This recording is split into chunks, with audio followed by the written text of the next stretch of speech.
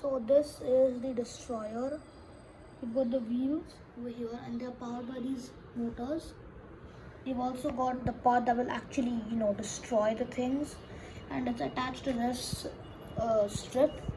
And I used the motor because I wanted to find something that actually, had this kind of rod that I could attach this to. Then you've got two strips, one here and one here.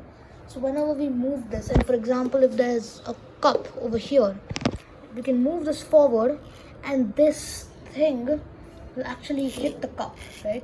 And if we do it with such a power, the cup can actually fall down, right? I'm gonna try it like that, right? So the cup can actually fall down if you do it with, if you actually apply a little bit of force. Now over here, we've added this thing over here, which basically acts as a third wheel, but it's a rotating ball underneath there.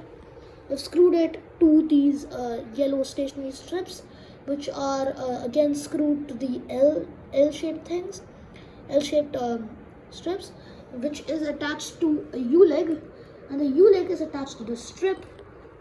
And this is the intercon right here, with which all these wires are connected from this motor.